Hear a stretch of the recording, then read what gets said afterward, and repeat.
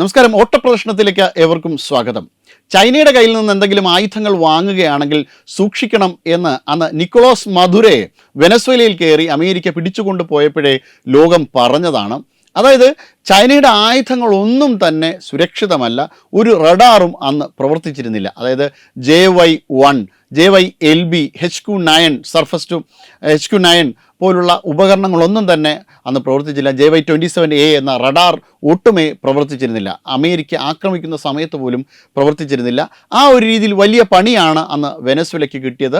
അതിനു മുന്നേ പാകിസ്ഥാന് ഓപ്പറേഷൻ സിന്ദൂറിൻ്റെ സമയത്ത് ഇതേ ആയുധങ്ങൾ അന്ന് പാകിസ്ഥാനും ഉപയോഗിച്ചിരുന്നു. അന്ന് പാകിസ്ഥാനും വലിയ രീതിയിലുള്ള അബദ്ധം പറ്റി. ഇന്ത്യ ആക്രമിച്ചപ്പോഴൊന്നും പാകിസ്ഥാൻ ഇത്തരം റഡാറുകളൊന്നും പ്രവർത്തിച്ചില്ല. പാകിസ്ഥാന് വലിയ പണിയാണ് അന്ന് കിട്ടിയത്. സർജിക്കൽ സ്ട്രൈക്കൊക്കെ വളരെ ഭംഗിയായി നടന്ന് എല്ലാ രീതിയിലുള്ള കാര്യങ്ങളും ഇന്ത്യ നടത്തിയതിന് ശേഷമാണ് പാകിസ്ഥാൻ ഉണർന്നത് തന്നെ.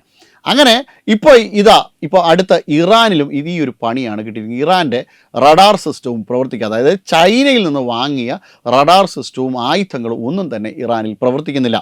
ഇറാൻ അതുകൊണ്ട് വലിയ സങ്കടത്തിലും ബുദ്ധിമുട്ടിലും ആയി മാറി. അതായത് ചൈനയിൽ നിന്ന് ആയുധം വാങ്ങുന്ന എല്ലാവർക്കും സംഭവിക്കുന്ന ഒരു കാര്യം തന്നെയാണ്. ചൈന പാകിസ്ഥാന് നൽകിയ സ്റ്റെൽത്ത് മിസൈൽ ഇപ്പോൾ പാകിസ്ഥാൻ സ്റ്റെൽത്ത് ജെറ്റ്സ് ഇപ്പോൾ പാകിസ്ഥാൻ വിൽക്കാൻ വേണ്ടിയിട്ട് ശ്രമം നടത്തിയിട്ടുണ്ടായിരുന്നു. ഇന്തോനേഷ്യക്ക് വിൽക്കാൻ വേണ്ടി ശ്രമം നടത്തി. ഇന്തോനേഷ്യ വേണ്ടെന്ന് പറഞ്ഞു. ബംഗ്ലാദേശിന് വിൽക്കാൻ ശ്രമിച്ചു. ബംഗ്ലാദേശും വേണ്ട എന്ന് പറഞ്ഞിട്ടുണ്ട്.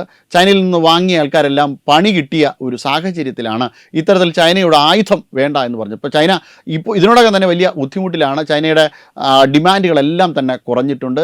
റിയൽ എസ്റ്റേറ്റ് മേഖല ആകെ നഷ്ടത്തിലാണ്. ഇനി ഇന്ത്യയിലേക്ക് ചേക്കേറാൻ വേണ്ടിയിട്ടുള്ളൊരു ശ്രമം നടത്തുക, ചെറിയ രീതിയിൽ ഇന്ത്യയിൽ ഇൻവെസ്റ്റ്മെൻറ്റ് നടത്തിയാൽ മേക്ക് ഇൻ ഇന്ത്യ എന്ന് പറഞ്ഞുകൊണ്ട് ഇന്ത്യൻ ലേബലിൽ ഇത്തരം സാധനങ്ങൾ, അതായത് ഈ ആയുധങ്ങളല്ല, ഇന്ത്യ എന്തായാലും ഇവരുടെ കയ്യിൽ നിന്ന് ആയുധങ്ങളൊന്നും അത്ര ഒരു ഗതികേടൊന്നും ഭാരതത്തിനില്ല.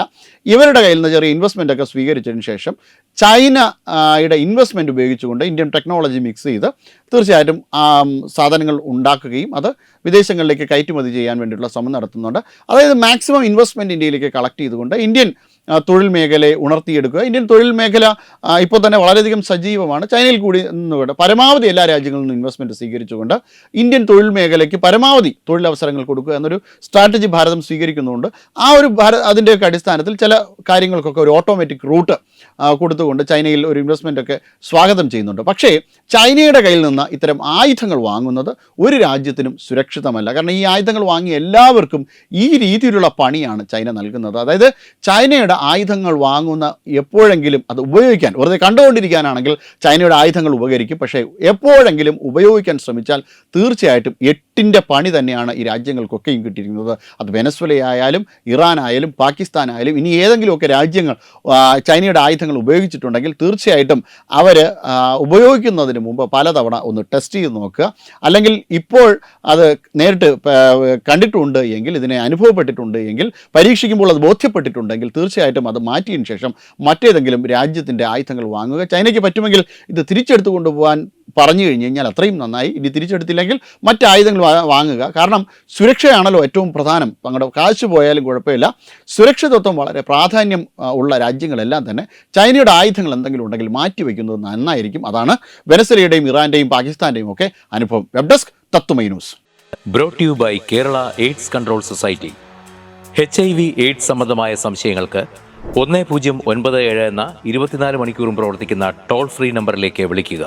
വാട്സാപ്പിലും ഫേസ്ബുക്കിലും ഒക്കെ സ്റ്റാറ്റസ് അപ്ഡേറ്റ് ചെയ്യാറുണ്ടല്ലോ. HIV സ്റ്റാറ്റസോ HIV പിടിപെടാനുള്ള സാഹചര്യങ്ങളിൽ കൂടി അറിഞ്ഞോ അറിയാതെയോ കടന്നു പോയിട്ടുണ്ടാവാം. എന്ത് തന്നെയായാലും മുൻകൂട്ടി പരിശോധിച്ച് HIV സ്റ്റാറ്റസ് അറിയൂ.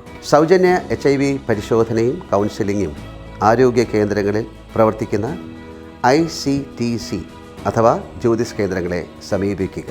നിങ്ങളുടെ സ്റ്റാറ്റസ് എന്തായാലും വിവരങ്ങൾ രഹസ്യമായി സൂക്ഷിക്കുന്നതായിരിക്കും.